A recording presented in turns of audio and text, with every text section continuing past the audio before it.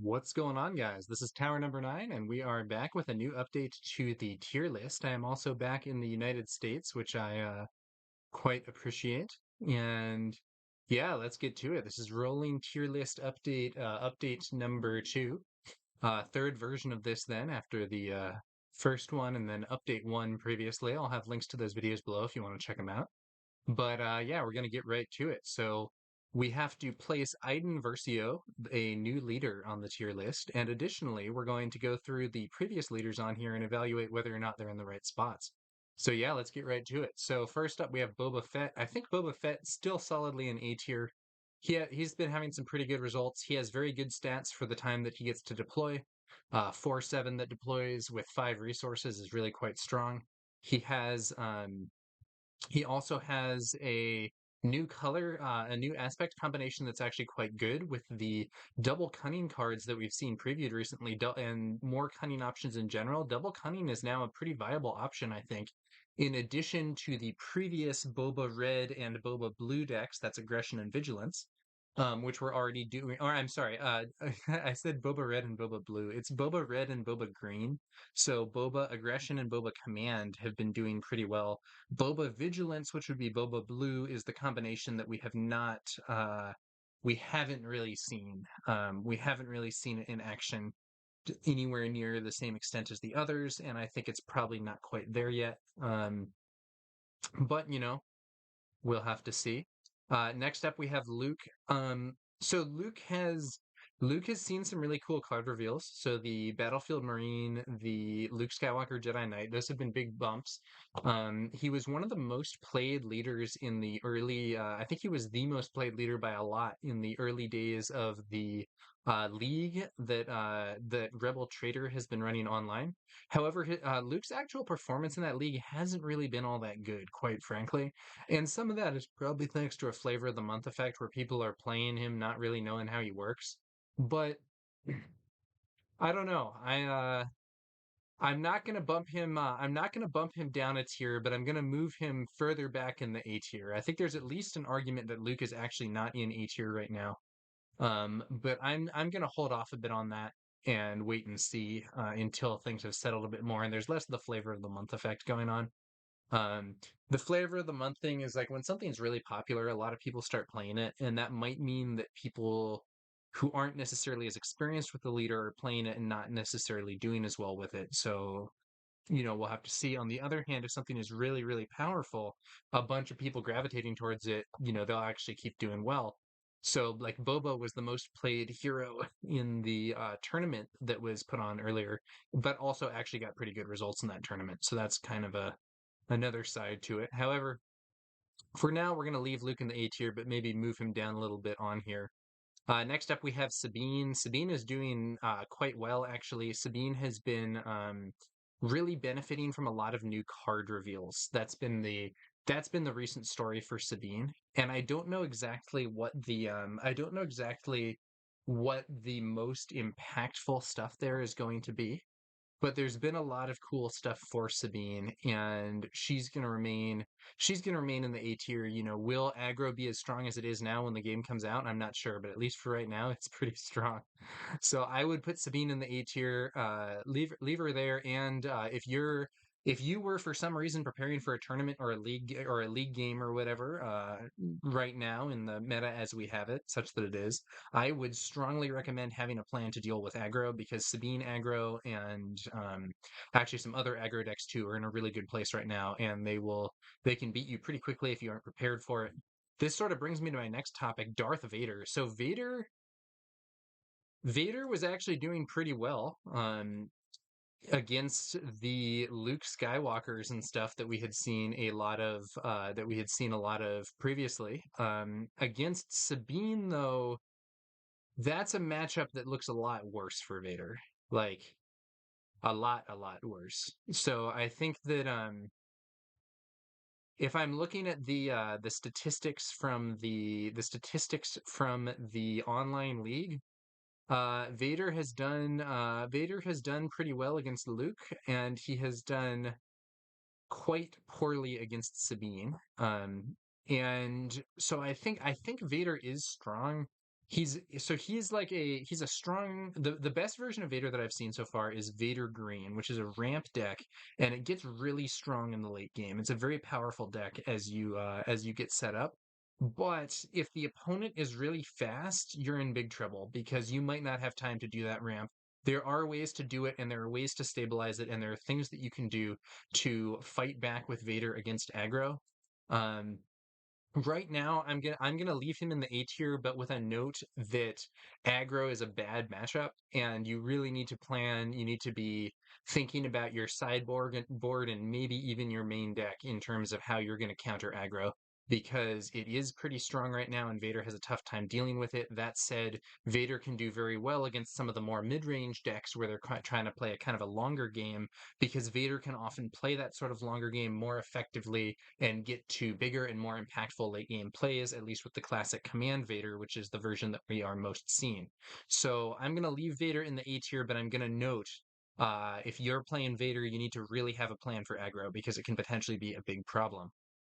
Next up, we're going to have Han Solo. So Han Solo, um, so he's had some cool stuff. There have been a few new cunning cards that he benefits from. You can probably play a double cunning Han now and at least try that, and it might be decent.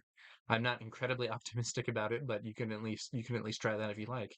Um, I'm gonna leave Han in B tier overall. I think what he's doing is still decently good. We haven't seen any huge breakthroughs for Han. The main thing that we've seen is the addition of some more large blue cards. So the Luke Skywalker Jedi Knight, the expensive unit, and now the new medical frigate probably give Han some more options if you want to play a blue Han. But personally, I don't think that it's necessarily so beneficial to do that. Like, it is something you can do, but I'm not convinced it's going to be all that good necessarily. However, still some options to consider. Right now, my favorite Han is probably Red Han. You can play Mace Windu, and you can play Black One to mitigate your card disadvantage that you get from using your ability. So I think that's probably where I would go if I had to play Han. But new Blue Han options are interesting, and maybe worth considering. We're gonna leave Han in B tier for now. Tarkin, I'm sort of so Tarkin the problem with Tarkin is that you one of the things that you do with him that you're kind of drawn to do with him is ramp, but Vader executes the ramp game plan a lot better than Tarkin does because Vader is a really powerful leader that deploys late, and if you draw multiple ramp cards, that's ramping you towards Vader more, and it's actually really good. So if you draw like two or three ramp cards with Vader, that's actually very favorable. With Tarkin, you can only really get a benefit out of like one or two ramp cards. And even the second one is likely going to be considerably less valuable because Tarkin is already deploying, and ramp is so much better when it's ramping you not just towards bigger cards, but also towards getting your leader out sooner. So I think he's kind of anti-synergistic with the ramp game plan that some people have gravitated towards. On the other hand, I think Aggression Tarkin is a pretty reasonable deck. I don't think that it's necessarily an A tier deck, but I think it's pretty good. Um, I think I'm not going to say that he's non-viable. I'm going to leave him in the B tier for now, but I do think that he has. I'm going to leave him in the B tier for now, but I do think that he has potential, to do better as we see some green cards that differentiate us a bit more away from the ramp strategy, which I don't really think is the most effective for him. Um, yeah, so I'm gonna leave him here. But I do think that the best way to play him is not with heavy ramp investment. Similar thing actually goes for Krennic. So Krennic is pretty decent. The thing about Krennic is that he similarly to Tarkin, I think if you're going for a ramp game plan, there are other leaders that do the same thing better. However, I do also think that Krennic has some good stuff going. He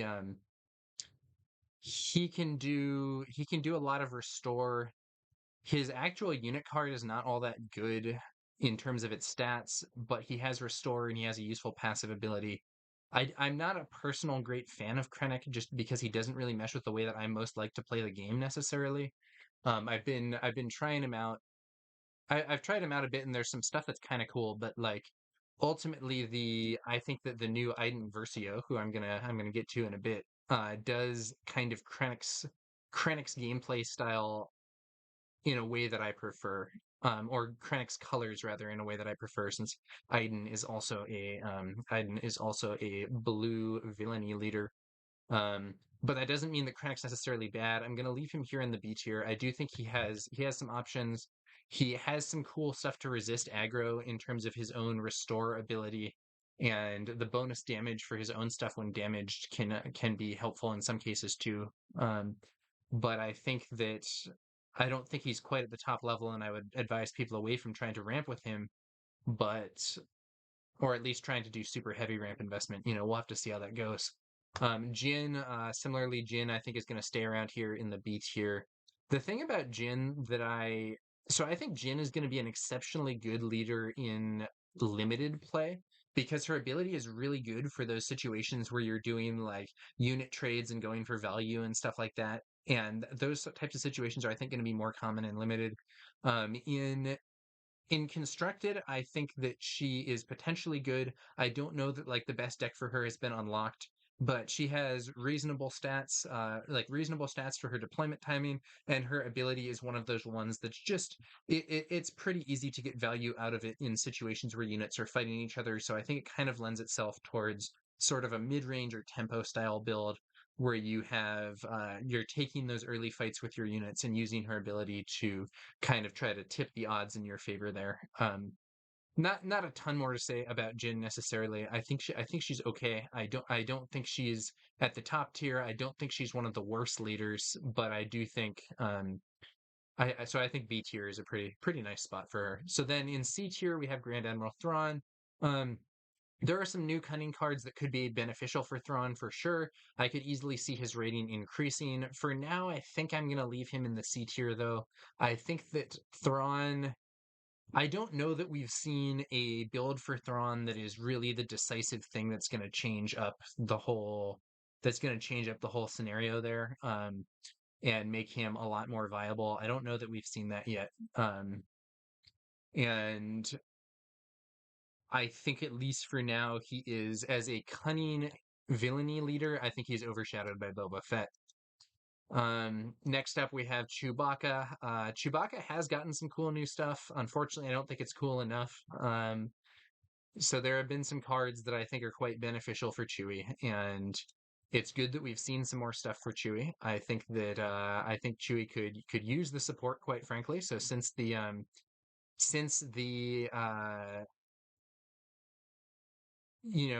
last tier list update, I'm not sure that there's been anything that would be big enough to break Chewie out of his current mold. Um, I think that that medical frigate is a good like top end heal up your stuff and get back in the game type card, but I'm not sure that that's what Chewie most wants. Also, I actually think Chewie has been negatively impacted by a bunch of the red cards that we've seen giving you ways to get around Sentinel.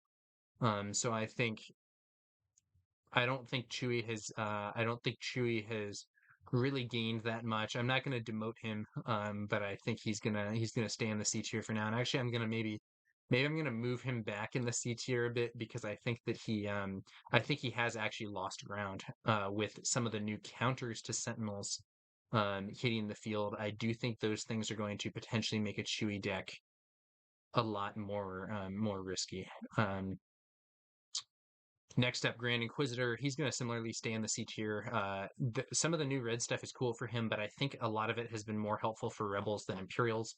Some of the really dramatic cards that we've seen are actually heroic cards. So, like K2SO, for instance, is a very strong card, but is not really one that Imperials can make much use of. On the other hand, the relentless or the ruthless raider is a pretty reasonable card for him, but I don't think that he's gotten a huge upgrade that's going to take him to a new tier right now. Overall, I think he has some interesting, more combo-y gameplay. He has some options. I had him in the D tier at first. I think I bumped him up to the C tier. At least for now, he's going to stay in the C tier. Hera Syndulla, not a big change. With Hera, we really haven't seen all that much. We really haven't seen all that much that is going to be revolutionary for her simply because, where are the specters? we have to see more specters. If we don't see more specters, there's not that much to say about Hera, and her position's going to remain similar. She probably got a something of a bump because attack pattern Delta makes running double green more appealing, and Hera does probably have less of a downside from doing a double aspect deck than others because you can use her ability to still be running efficient Spectre cards and giving you options that you would not have just from your aspects. However, I don't think Hera is quite there yet. So she's going to remain in the C tier. She's not D tier, I don't think, but she's not. She needs to see some more specters before we can make more of an assessment. Next, we have Leia. Leia. So Leia, I said previously, her issue was card pool. That has really changed. There have been a lot of card pool changes, particularly for red aggro-y sorts of decks for heroism in particular. We have seen a lot of new cards, and it turns out I had said earlier that Leia's issue was card pool, and I think I'm right because this is the big jump of this video. Leia is up here in the A tier somewhere. I don't know exactly where I place her with these other leaders, and these aren't like super exact rankings, but I think Leia is now in the A tier, very like, so, and I want to say specifically Red Leia. Red Leia is, in my opinion, a viable aggro deck, might actually prove to be a better aggro deck than Sabine. It's really scary. Leia's ability turns out to be really good when you can actually run a weenie aggro deck with it, which is, I know what people had been saying and so on, but the card pool has really shifted to expose that. And I'm going to say Leia is a real contender and is also poised to get better as we see some more command heroism cards. I know there's a lot of cards missing from that combination. There are several smaller command heroism cards that we haven't seen, and I think there's a good chance they're going to slot right into a Leia build and make her even stronger. So Leia is really the big shift among the existing leaders, being dramatically promoted 2 tiers, in my opinion. And some people might push back on that, but I really do think Leia is a quite strong option right now.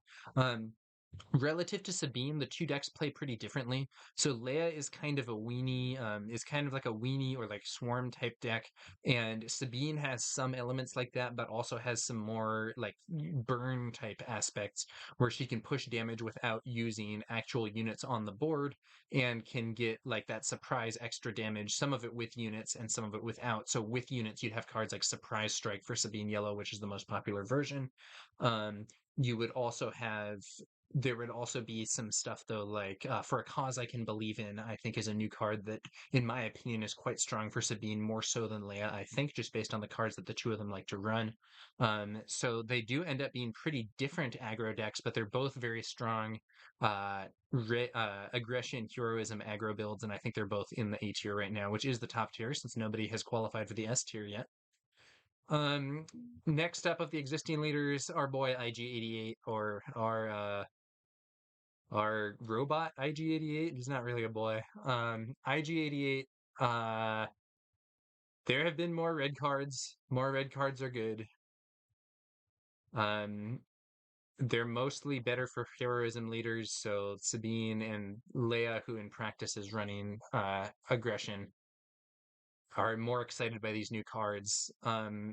I haven't been like doing new testing with IG88. It's possible that he's moved up somehow, but like the problem is I don't think that the new red cards really mitigate his main weakness, which is that he's a leader that only has 4 HP and so he dies really easily. I don't think that's been solved. And so I'm going to leave IG88 here in the D tier. I'm sorry, but I don't love him. Last but not least, the new Iden Versio. I was super negative on her at first. I would have put her in like the C tier or the D tier based on my first impression of like reading what the card does. Her ability just seemed really bad. After playing with her though, I'm honestly gonna put her up here in the B tier, and I think I like her more than I like Tarkin or Krennic, quite frankly. So we're gonna put her in the B tier. And I think she's quite a solid addition, to be honest with you, because Iden has Iden has a leader ability that allows you to heal your base, which is useful against aggro. There's a lot of aggro right now. Iden has, when she deploys, she's a 4/4 with shielded. So this is admittedly a vulnerability against Saboteur, but in a lot of situations, it actually makes you much safer than other leaders would be. So as an example, I had a game earlier against Boba Fett, and I was able to deploy Iden with Boba already on the field. A lot of leaders would be at risk of immediately being removed by a surprise strike on Boba Fett, but because Iden has that shield, surprise strike isn't really an option. And so she's able to drop into that situation safely when other leaders would be in danger. And I think it makes her more, like, substantially more resilient than 4/4 would be. Because, like, you might look at 4/4 and be like, oh, 4 health leader. Well, we have that. We have a 4 health leader and he's called IG88 and he's garbage. Sorry, that's maybe mean to IG88. Garbage is maybe harsh, but we have him and he's IG88 and he's kind of struggling right now compared to some of the other leaders. Um, Iden's shield token makes a world of difference. Actually makes her one of the more resilient leaders instead of one of the less resilient leaders. Now, to be clear, she's still highly vulnerable to, like, a takedown will just remove her immediately. Count Dooku will just remove her immediately. Some of those non-damage based removal effects can get through the shield to take her out. Also, a card like Maximum Firepower that does damage from two sources can defeat her through her shield, or can rather break the shield and defeat her in one action. As can actually our girl Leia here. If you attack her with two different units, the first one can break the shield, and the second one can defeat her if you have units with appropriate stats. However, I do think that Iden is better than she looked at first glance. I've actually been really enjoying playing with her. She does lend herself to more of a control style of play. She definitely is not like the fastest leader out there, and her ability is more defensive, healing your base instead of doing anything proactive against the opponent. But I honestly think she's a pretty solid choice for vigilance villainy. And yeah, I think I'm gonna put her in the B tier for now. We'll see how that evolves. But that's my thought. That is my view of Iden at present. So that's going to do it for this tier list. We have all the leaders ranked. We are going to get a new leader this Friday, I believe. So I will go ahead and do some more testing with that and with other new revealed cards, and we'll get an update to this tier list sometime after that. Not necessarily immediately after. I need some time to digest the new information and test things out. But yeah, so this was rolling tier list update number 2, and stay tuned for more as the early metagame develops and we see more leaders entering the game and see how things go. Thanks for watching, guys. We'll be back later with some more Star Wars Unlimited content, and yeah, I'll catch you guys later.